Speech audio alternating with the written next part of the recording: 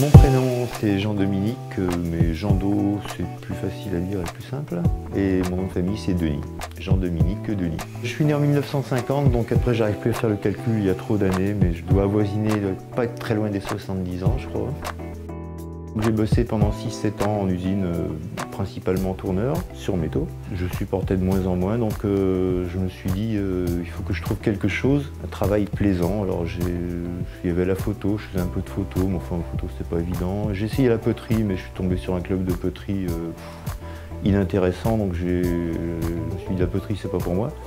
Et puis malgré tout, quand j'étais tourneur sur métaux en usine, je me disais mais si je tournais le bois, dans un endroit sympa, ce serait pas mal quand même. Et puis en fait, cette idée m'est revenue. J'ai commencé le tournage comme ça, quoi.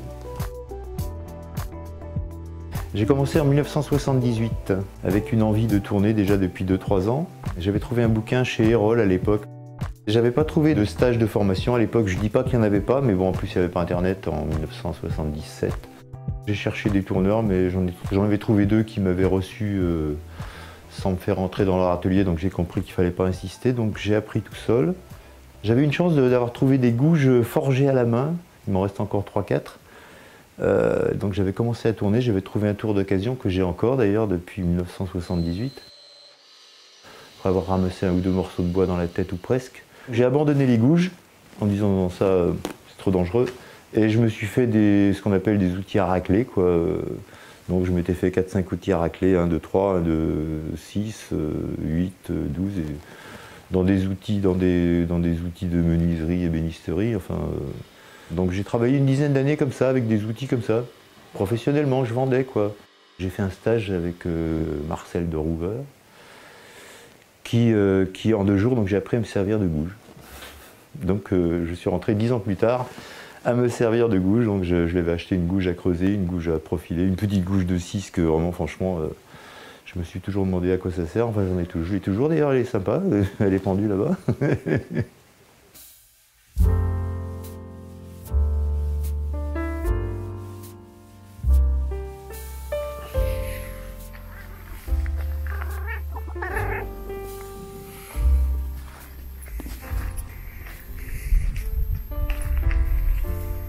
Donc elle vous a souhaité la bienvenue, mais vous comprenez peut-être pas le langage chat, donc je vous la re-souhaite bienvenue dans mon atelier, qui est ici.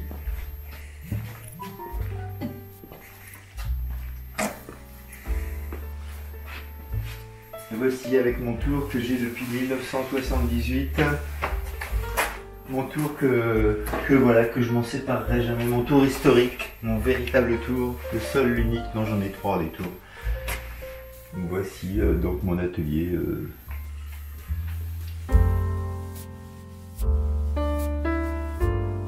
J'ai essayé quelques galeries à un moment, mais ça n'a pas marché, ça n'a pas fonctionné. J'ai fait quelques grands salons, mais je me suis planté lamentablement.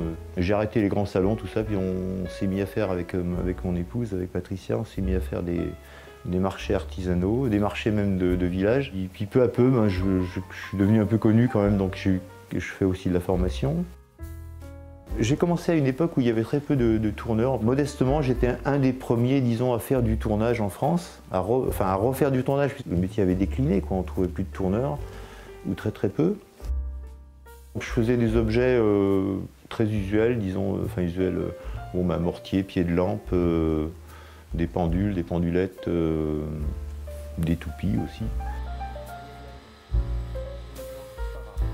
Un jour j'ai eu une idée, c'était un peu Alain Maillan qui avait eu cette idée, mais on ne l'avait pas réalisée pour les rencontres mondiales depuis Saint-Martin qui ont eu lieu en 2000, de faire un tour, de prendre des vélos, postes à souder et tout ça, et puis de faire un tour, puis ça s'est pas fait. Bon, et j'ai eu cette idée, donc après en 2001-2002, je me suis mis à faire ça, donc j'ai inventé un truc que j'ai appelé le cyclotour à bois.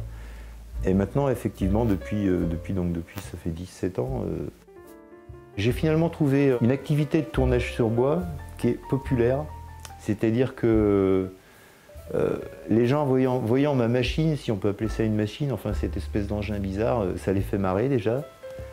Et ça s'adresse à tout le monde, ça peut s'adresser aux gens qui ont du fric, à ceux qui n'en ont pas, aux gamins, enfin ça s'adresse vraiment à tout le monde et ça c'est fantastique.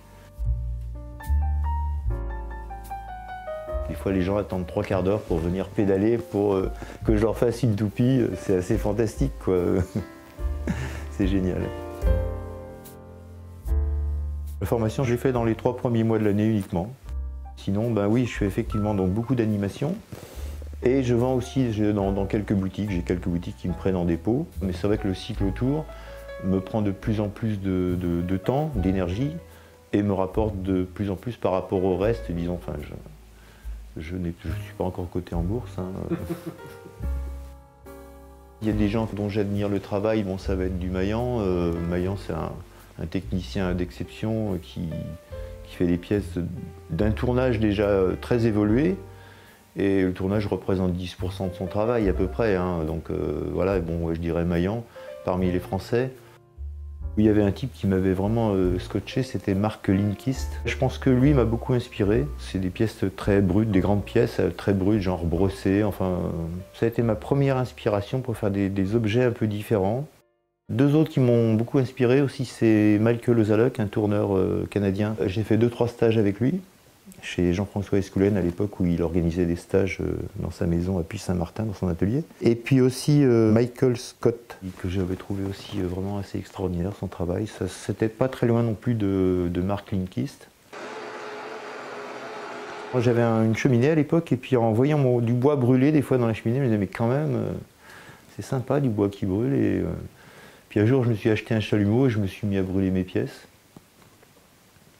Une partie, pas complètement quand même, hein. Je me chauffais pas avec. Et puis peu à peu, je me suis mis à les peindre aussi.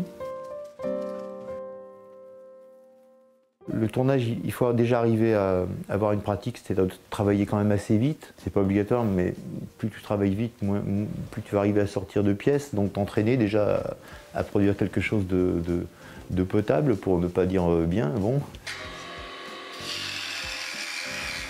Qu'est-ce qu'un tour à bois ? Un tour à bois, c'est un serre-joint qui met le bois en rotation.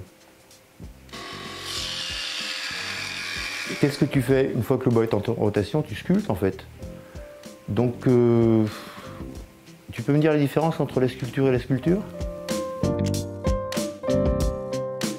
Bah, le tournage, c'est fantastique, quoi. C'est une méditation. Ça me vide la tête si besoin est. Puis en plus, il y a des gens qui, oh là là, demain c'est lundi, oh la galère. Moi, demain c'est lundi, c'est sympa.